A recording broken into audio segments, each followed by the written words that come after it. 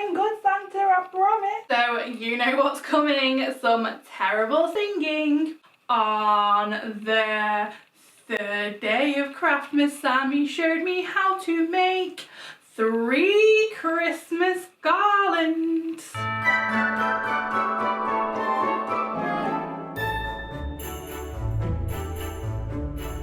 Hey creatives! Welcome to week 3 of Craftmas. So a big festive hello, especially if you're new here. I am Sammy Says Create, and this is a channel where I do all sorts of DIY and creative projects, and I bring you guys along for the ride. So if that is the sort of stuff that you like sewing, crafting, a bit of DIY, please do make sure you subscribe, and that way you won't miss out on any of my future videos. Decorating for Christmas is literally my favourite part of Christmas. I love just popping a Christmas film on, having a glass of mulled wine or a hot chocolate, and just enjoying doing some decorating.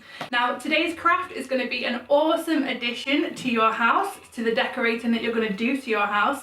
I personally really quite like the traditional side of Christmas, the kind of rustic side of Christmas, and these garlands are really kind of bringing it back to what Christmas was really about. So I have 3 really easy Christmas garland ideas for you to make, and as always, use this as a template for some inspiration. You don't have to copy them exactly, but just do whatever you want with them. So without further ado, let's get on with week 3 of Craftmas.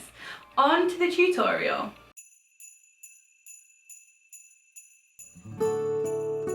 The first Christmas garland is a really nice dried fruit garland. This is really easy to do, get some really nice smells going throughout the house, and all you really need is some fruit. So you can do this with whatever fruit you choose.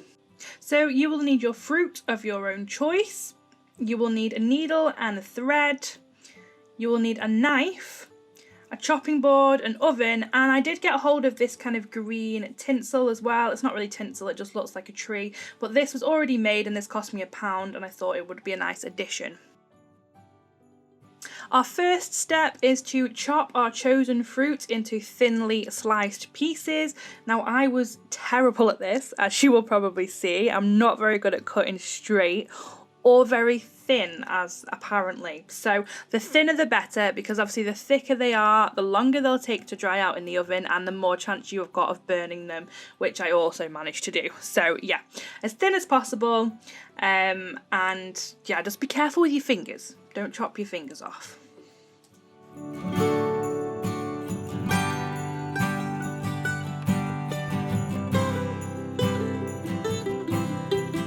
Then grab yourself a baking tray with some baking parchment so that they don't stick, and lay your slices of fruit out onto the baking tray. Put these in the oven on the lowest heat possible and keep an eye on them while they kind of cook and dry out. So make sure you turn them every 15 minutes. So just go through, turn them all over to the other side, and this will just make sure that kind of one side won't burn more than the others. Now this can take quite a while. This can take upwards of 1 hour to 2 hours depending on kind of how hot your oven is and how thick your slices are. So mine took about 1.5 hours, I think, to really dry out, but yeah, just keep an eye on them, so don't leave them too long without checking them.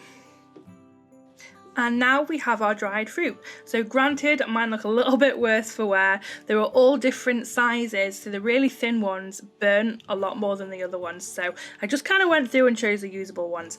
But I grabbed a cinnamon stick that I had left over, and now the aim is literally just to thread the oranges, the dried oranges, onto the string with the needle.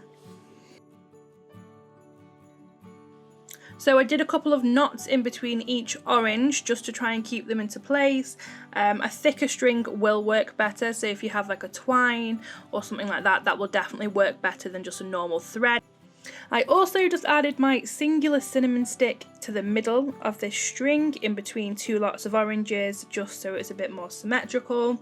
And then from here going forward, if that's how you want to keep your garland, then absolutely fine. You can literally just hang it like this. Make sure you keep some string at either ends that are long enough for you to hang wherever you want.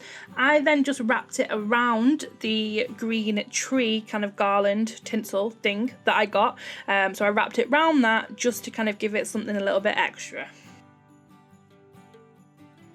And there is our dried fruit garland. So there's loads of different variations you could do with this. You could do oranges, cranberries, lemons, limes, anything you want. So just have a play around.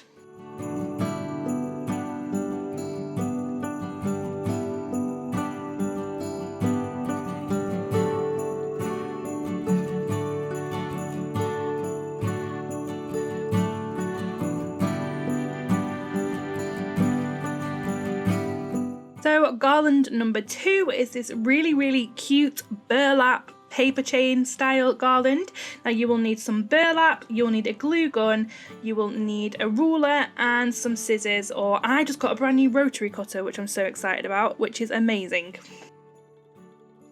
So what we're going to do for this one is we are simply going to cut strips of the burlap, or hessian, depending on what you want to call it. So I cut strips that were roughly 8 inches by about 1.5 inches, but I'm not a measurer, I really hate measuring, so I was kind of just going with it. The good thing about this is it's quite rustic, so I don't think it matters too much if you don't want to do things perfectly straight. But if you do, that's absolutely fine. Measure out your strips and cut them. It will depend on, you can have bigger ones, you can have smaller ones, just do whatever you want to do with this.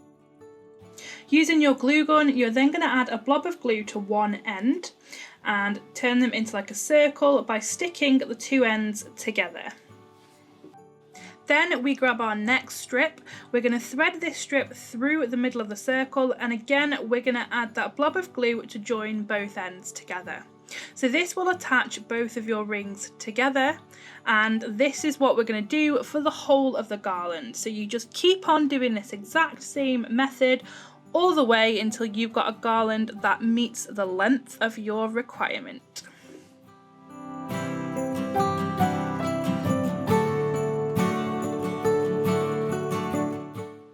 And that is your garland done. It is so simple, this garland. This can be hung anywhere. It can be put round fireplaces, round mirrors, round pictures. I put mine round my tree because I was going for like a really rusticy kind of effect with my Christmas tree. But you can do whatever you want and put this garland wherever you would like.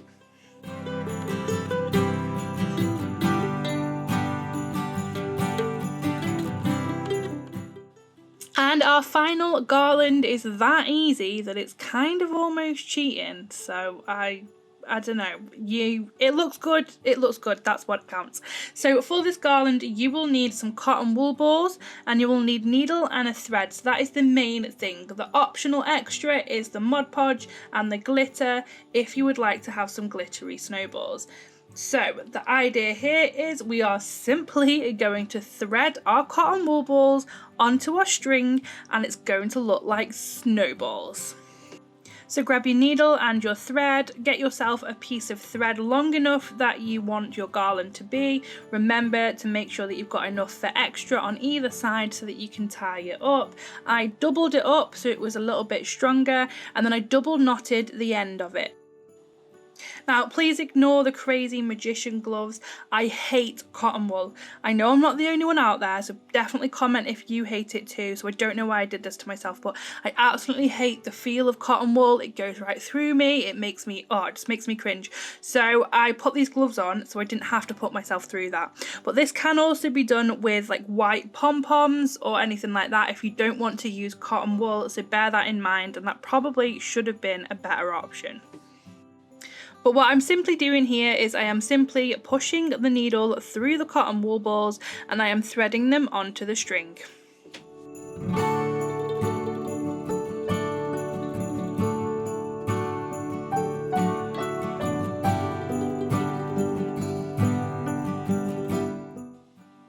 When your garland is long enough, just tie off the end that you've been working from.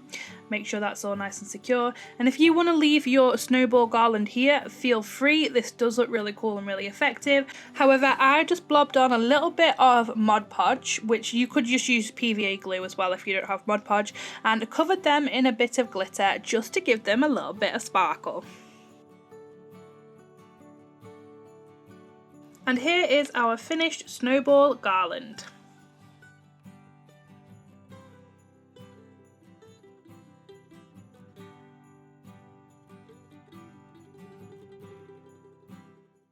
Click up here if this is your first video and you want to go and see the rest of the Craftmas playlist. I'll link it above. Please do make sure that you like and sub. That is the easiest way for you guys to support my channel and keep it running. But that is all for week 3, and I will see you next week for some more creative Craftmas fun. Until then, keep creative. Bye. Oh, I'm getting covered in fluffy snow. Merry Craftmas, everyone! Gonna find out if you're naughty or nice.